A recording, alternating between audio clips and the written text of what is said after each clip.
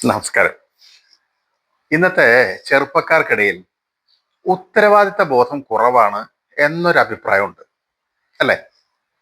പക്ഷേ എനിക്ക് പറയാനുള്ളത്, ഒരു സന്ദർഭം വന്നാൽ അവർ തീർച്ചയായിട്ടും അവരുടെ ഉത്തരവാദിത്തം നിറവേറ്റും എന്ന് തന്നെയാണ്. അങ്ങനെ ഉത്തരവാദിത്തം നിറവേറ്റാൻ പുറപ്പെട്ട ഒരു ചെറുപ്പക്കാരന്റെ കഥ അല്പം നർമ്മബോധം കലർത്തി ഒരു രസകരമായ ചുറ്റുപാടിലൂടെ അവതരിപ്പിക്കാൻ ശ്രമിക്കുകയാണ് ഞാൻ. ഭാഗ്യം വിൽക്കുന്നവർ എന്ന എൻ്റെ ചെറുകഥാ സമാഹാരത്തിൽ നാലാമത്തെ കഥയായ ഉത്തരവാദിത്തം എന്ന കഥ നമുക്കൊന്ന് കേട്ടു നോക്കാം. ചെറുപ്പക്കാർക്കിടയിൽ ഉത്തരവാദിത്തം വരുന്നത് എങ്ങനെയാണെന്ന് നോക്കാമല്ലോ. കഥ തുടരട്ടെ. ഉത്തരവാദിത്തം. എടാ, എന്തുറക്കാണത്? എത്ര നേരമായി എന്ന വിചാരം? ഇങ്ങനെ വീട്ടിൽ ഒരു കാര്യവും ശ്രദ്ധിക്കാതെ കിടന്നുറങ്ങിയ എങ്ങനെയാ? നീ ഒരാണല്ലേ? ഈ വീട്ടിലെ കാര്യങ്ങളിൽ നിനക്കൊരു ഉത്തരവാദിത്വം ഇല്ലേ? മിക്ക ദിവസവും അമ്മയുടെ ഈ ശകാരം കേട്ടാണ് ഉണരുന്നത്. ഷോ, എന്തൊരു കഷ്ടമാണത്! സമാധാനമായി കിടന്നൊന്ന് ഉറങ്ങാൻ സമ്മതിക്കില്ല. രാവിലെ തുടങ്ങും ഓരോ പണി ചെയ്യാനുള്ള കൽപ്പനകൾ. എടാ, നീ എഴുന്നേറ്റോ? എന്നെ ഒന്ന് ബസ് സ്റ്റോപ്പിൽ കൊണ്ടുവിടണേ, ഇന്ന് നേരം വൈകി. ആ, അടുത്ത ആള് ചേച്ചിയാണ്. ജോലിക്ക് പോകാനുള്ളവരൊക്കെ സമയത്തിന് അല്പം മുമ്പേ റെഡിയായി അങ്ങ് പോയാ പോരെ, എന്നെ എന്തിനു ബുദ്ധിമുട്ടിക്കുന്നത്? വിഷ്ണു എഴുന്നേറ്റില്ലേ ഭാരതി? എത്ര ദിവസമായി തെങ്ങ് കയറിയിട്ട്? പറമ്പാകെ കാട് പിടിച്ച പോലെയായി. അതൊന്ന് ചെത്തി വൃത്തിയാക്കാൻ ആളെ നിർത്തണം. ഇതൊക്കെ ഇനി അവൻ വേണ്ടേ ചെയ്യാൻ? അതാ അടുത്ത ആള് എത്തി. തെങ്ങ് കയറി നാളികേരം എടുത്തിട്ട് ഈ അമ്മാവൻ എന്ത് ചെയ്യാൻ പോണു? നാളികേരം തനിയെ താഴെ വീഴുമല്ലോ, അപ്പൊ പെറുക്കിയെടുത്താ പോരെ. ഇതിനെല്ലാം ഞാൻ തന്നെ പോണോ? അത്രയ്ക്ക് ധൃതിയാണെങ്കിൽ അങ്ങേര് എന്നെ തെങ്ങി കയറട്ടെ. അല്ല പിന്നെ. അവൻ തലവഴി ഒന്നുകൂടി മൂടി പൊതിച്ചു കിടന്നു. ഞാൻ ഇപ്പോഴൊന്നും എഴുന്നേൽക്കാൻ ഉദ്ദേശിക്കുന്നില്ല. അല്ല, എന്നാൽ അവന്റെ ഉദ്ദേശം നടന്നില്ല. ആരോ ബലമായി പുതപ്പ് വലിച്ചു മാറ്റി. കണ്ണു തുറന്നു നോക്കിയപ്പോ പുതപ്പുമായി പുറത്തേക്ക് ഓടുന്ന അപ്പുവിനെയാണ് കണ്ടത്. ഓ, ഇന്നത്തെ ദിവസം കൊളായി. ഈ ചെറുക്കന്റെ ചന്തി കണ്ടെഴുതിട്ട ഇന്നത്തെ പരിപാടി ഒന്നും നടക്കില്ല എന്ന് മാത്രമല്ല, ചിലപ്പോ എല്ലാം ചീറ്റി പോകാനും സാധ്യതയുണ്ട്. എന്തെങ്കിലും എടുത്ത് എറിയാൻ തുടങ്ങിയപ്പോഴാണ് മുഖത്ത് തണുത്ത വെള്ളം വന്ന് വീണത്. അമ്മ ജനല് വഴി ഒഴിച്ചതാ. നല്ല ഉന്നം, ഒരു തുള്ളി പോലും താഴെ പോയില്ല. ഇതിപ്പോ മിക്ക ദിവസത്തെയും പരിപാടിയാണ്. കിടന്നുറങ്ങാൻ സമ്മതിക്കാതെ ഓരോ പണി ഏൽപ്പിക്കുക. വില്ലേജ് ഓഫീസിൽ പോവുക, ബാങ്കിൽ പോയി പണം അടയ്ക്കുക, അതിൽ നിന്ന് എടുക്കുക, പഞ്ചായത്ത് ഓഫീസില്, കൃഷി വകുപ്പിന്റെ ഓഫീസില്. ഓ, എന്തെല്ലാം പരിപാടിയാണ്! ഇതെല്ലാം അച്ഛൻ മുടക്കം കൂടാതെ ചെയ്തിരുന്നതാണത്രേ. ഓ, സമ്മതിക്കണം. ആ കൃഷി ഓഫീസിലും വില്ലേജ് ഓഫീസിലും പോയി നോക്കണം. മനുഷ്യന്റെ ക്ഷമ പരീക്ഷിക്കും. അച്ഛൻ എങ്ങനെയാണാവോ? കൃഷി വകുപ്പിൽ നിന്നും എന്തോ നഷ്ടപരിഹാരത്തിന് അപേക്ഷ കൊടുത്തു വരുന്ന വഴിയാണ് തല കറങ്ങി വീണത്. ആശുപത്രിയിൽ എത്തിച്ച് അടുത്തുള്ള ഒരു ഓട്ടോ സ്റ്റാൻഡിൽ ആരൊക്കെ ചേർന്നാണ്. തിയേറ്ററിൽ കൂട്ടുകാരോടൊത്ത് മാറ്റിനി കണ്ടുകൊണ്ടിരിക്കുമ്പോഴാണ് ഫോൺ വന്നത്. 3-4 തവണ അടുപ്പിച്ച് വിളിക്കുന്നത് കണ്ടപ്പോ സഞ്ജു ആണ് നിർബന്ധിച്ചത് എടുത്തു നോക്കാൻ. അച്ഛന്റെ ഫോണിൽ നിന്നും ഹോസ്പിറ്റലിലെ ആരോ ആണ് വിളിച്ചത്. ഹോസ്പിറ്റലിലേക്ക് എത്തിയപ്പോഴേക്കും എല്ലാം കഴിഞ്ഞിരുന്നു. യാന്ത്രികമായി എല്ലാം ചെയ്തു, അമ്മാവനും കൊച്ചച്ഛനും പറഞ്ഞു തന്ന പോലെ. അച്ഛൻ തന്നിട്ട് പോയ ഒരു പിടി ഉത്തരവാദിത്തങ്ങൾ ഇപ്പൊ തലയിലായി. എല്ലാം എന്താണെന്ന് പോലും ഒരു പിടിയുമില്ല. കുടുംബത്തിലെ ഏക ആന്തരി ആയതുകൊണ്ട് എല്ലാം ഞാൻ തന്നെ ചെയ്യണം എന്ന നിബന്ധനയും. അതെന്താ, വീട്ടിലെ പെണ്ണുങ്ങൾക്ക് ഇതൊന്നും പറ്റില്ലേ? അച്ഛന് 2 പെൺമക്കളായിരുന്നെങ്കിലോ? അമ്മാവൻ പറയുന്നത് ഇതെല്ലാം കുടുംബത്തിലെ ആണുങ്ങളുടെ പണിയാണെന്നാ. ആശം. ഈയിടെ കൂട്ടുകാരുടെ പരിപാടിക്കൊന്നും പോകാൻ പറ്റുന്നില്ല. അതിന്റെ കളിയാക്കലുകൾ വേണ്ടത്ര കിട്ടുന്നുണ്ട്. നീ കുടുംബകാരനവരായോ? വല്യേട്ടൻ കളി എങ്ങനെയുണ്ട്? ഒന്നും പറയണ്ട. നിരന്തരം ഈ വാരലുകൾ കേട്ട് മടുത്തു. ഒരു പരിപാടിയിലും പങ്കെടുക്കാൻ പറ്റുന്നില്ല. എന്തെങ്കിലും പ്ലാൻ ഇടുമ്പോഴേക്കും ഒരു ഉത്തരവാദിത്വം തലേ വന്ന് വരും. ഓ, വയ്യ, മടുത്തു.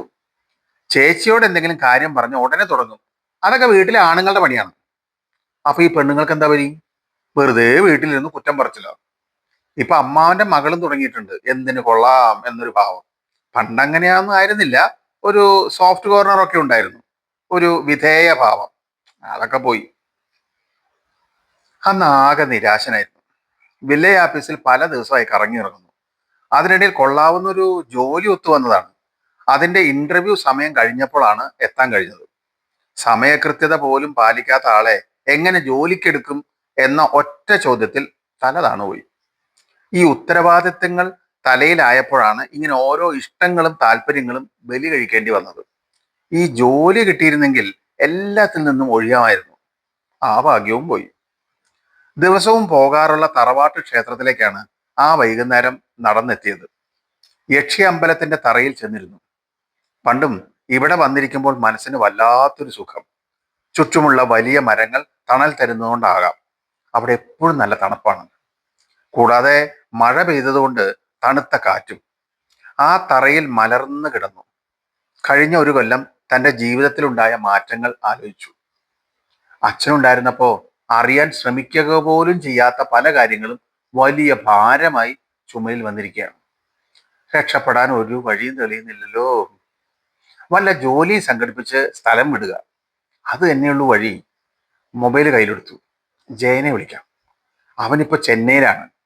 അവിടെ ഏതോ കമ്പനിയിൽ അവന്റെ ചേട്ടൻ ജോലി ശരിയാക്കി കൊടുത്തതാണ്. കഴിഞ്ഞ മാസം ലീവിന് വന്നപ്പോ അവിടുത്തെ വിശേഷങ്ങൾ കേട്ട് കോരി തരിച്ചുപോയി.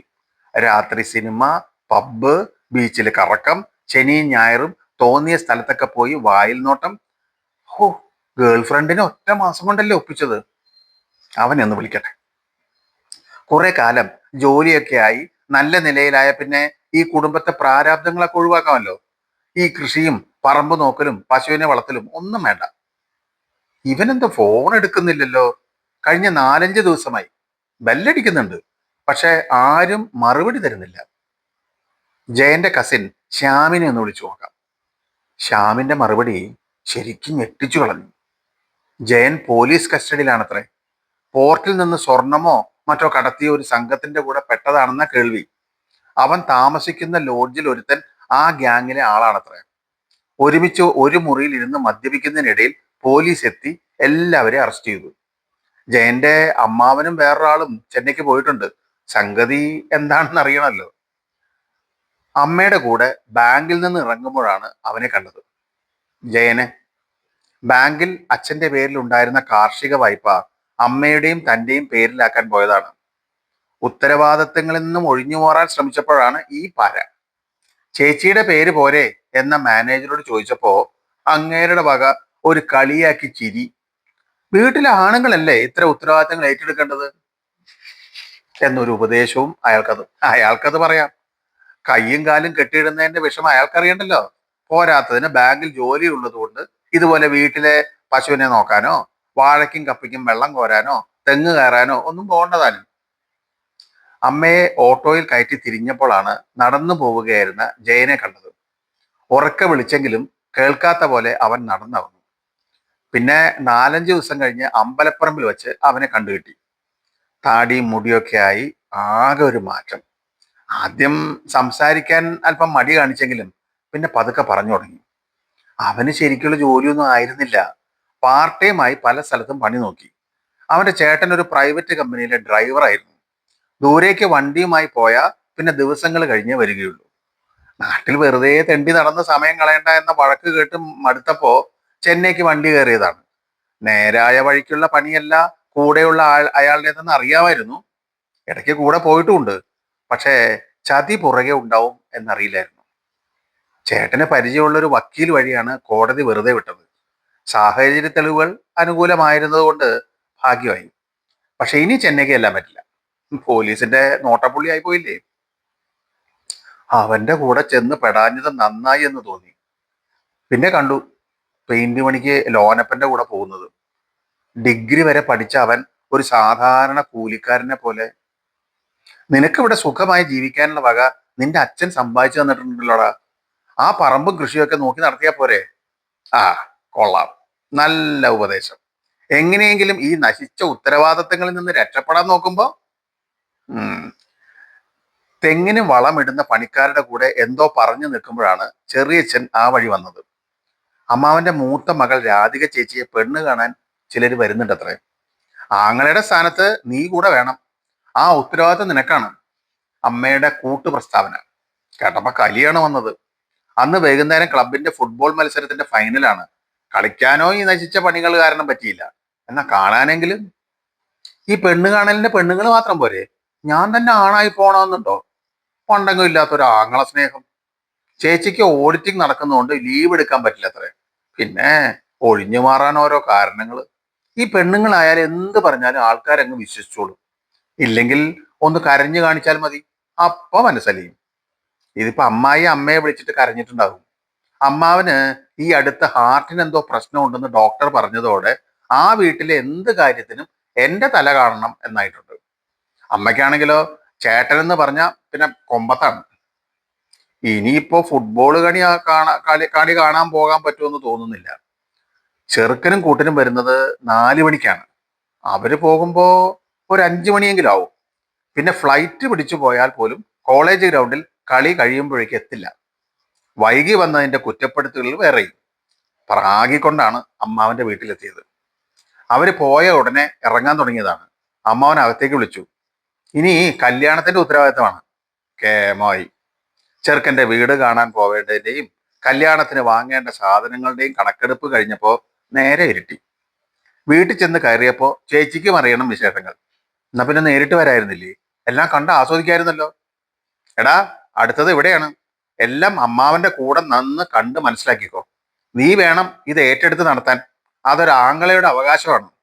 അയ്യോ, എനിക്ക് ആ അവകാശം ഒന്നും വേണ്ടായേ. വല്ലാത്ത പാടായി പോയല്ലോ. പോയവർക്ക് അങ്ങോട്ട് പോയാ മതി. ഞാൻ എപ്പോഴാ ഈ ഭാരമൊക്കെ ഒന്ന് ഇറക്കി എന്റെ വഴിക്ക് ജീവിക്കുന്നത്? ഈ പെണ്ണുങ്ങൾക്ക് കാര്യങ്ങൾ കുറെ കൂടി എളുപ്പമാണെന്നേ. വീട്ടിലുള്ളവർ അവിടുത്തെ കാര്യം മാത്രം നോക്കിയാൽ മതി. അടുക്കള പണി നോക്കണം, തുണി അലക്കണം. അതിപ്പോ വാഷിംഗ് മെഷീൻ ഉള്ളതുകൊണ്ട് എളുപ്പം. പിന്നെ ആ പണിക്കാരി ഇല്ലാത്തപ്പോ അടിച്ചു വരണം. കഴിഞ്ഞു. ബാക്കി സമയം ചൊറ പറഞ്ഞും TV കണ്ടും ഉറങ്ങിയും കളയാം. ഈ ആണുങ്ങളുടെ കാര്യം അങ്ങനെ വല്ലതുമാണോ? എന്തെല്ലാം ഉത്തരവാദിത്തങ്ങളാണോ ഓരോ ദിവസം കയറി വരുന്നത്. എന്തെങ്കിലും കുറഞ്ഞാലോ പിഴവ് പറ്റിയാലോ കുറ്റപ്പെടുത്തുന്നതിന് ഒരു പഞ്ഞവും ഇല്ല. പെൺകുട്ടികളെ വഴക്ക് പറഞ്ഞ അപ്പ തുടങ്ങും കരച്ചിൽ. ഓ, ചെറിയച്ഛന്റെ വീട്ടിലെ കാന്താരികള് ഒരിക്കൽ ഭംഗിയായി ചീത്ത കൽപ്പിച്ചതാ. എല്ലാ വീട്ടിലും പെൺകുട്ടികളായതാണ് കുഴപ്പം.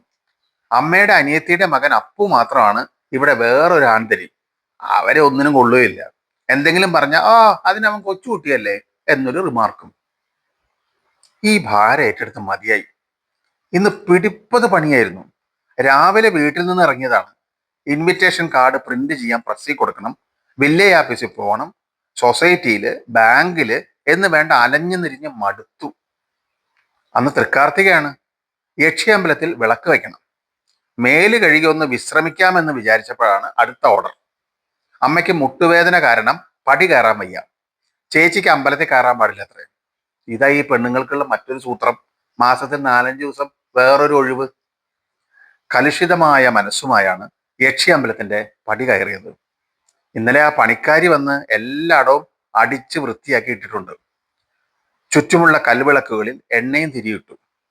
ചെറിയ ഒറ്റമുറിയിൽ നിന്നും ചങ്ങലവട്ട എടുത്ത് തുടച്ച് വൃത്തിയാക്കി എണ്ണ ഒഴിച്ച് കത്തിച്ചു.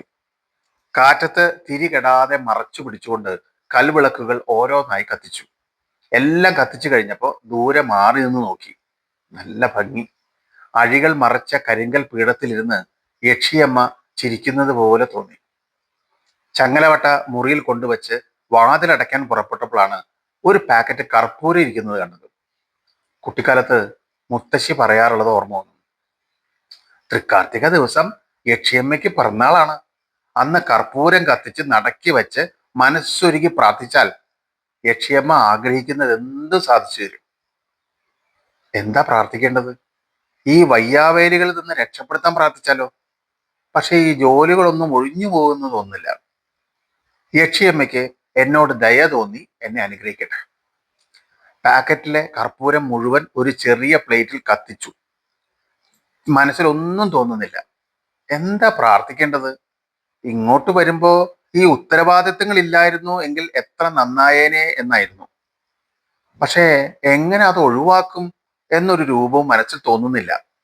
കർപ്പൂരം കത്തിച്ച് നടക്കൽ വെച്ച് സാഷ്ടാംഗം നമസ്കരിച്ചു. പിന്നെ എഴുന്നേറ്റ് തൂണിൽ ചാരിയിരുന്നു. മനസ്സ് ശാന്തമായിരുന്നു.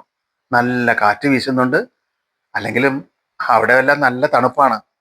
ധാരാളം മരങ്ങളുള്ള കാവല്ലേ. തൂണിൽ ചാരി കണ്ണടച്ചിരിക്കുമ്പോൾ രാധിക ചേച്ചിയാണ് മനസ്സിൽ ഓർമ്മ വന്നത്. കല്യാണത്തിന് ആ സാരി വേണം, ആ മാല വാങ്ങണം, കല്ല് വെച്ച കമ്മല് വേണം എന്നൊക്കെ അമ്മായിയുടെ അടുത്ത് ഓർഡർ ചെയ്യുന്നത് കിട്ടും. ഇന്നലെ ചേച്ചിയും പറയുന്നുണ്ടായിരുന്നു എന്തൊക്കെയോ വാങ്ങുന്ന കാര്യം. അമ്മ സപ്പോർട്ടും. ഇവർക്കൊക്കെ ഇങ്ങനെ ഓരോ കാര്യങ്ങൾ കാലുമ്മ കാലും കയറ്റി വെച്ച് ഓർഡർ ചെയ്താൽ മതി. നല്ല സുഖമല്ലേ? എല്ലാത്തിനും ഓടി നടക്കാൻ വീട്ടിൽ പാവം പിറന്നവരുണ്ടല്ലോ. ഒന്നും അറിയണ്ട, സുഖിക്കാൻ പിറന്നവര്. അങ്ങനെ ഓരോ കാര്യങ്ങൾ ചിന്തിച്ച് അവിടെ ഇരുന്ന് പകലത്തെ അലച്ചിലിന്റെ ക്ഷീണം കാരണം ഒന്ന് മയങ്ങി. ഇനി അടുത്ത ഭാഗം. നന്ദി.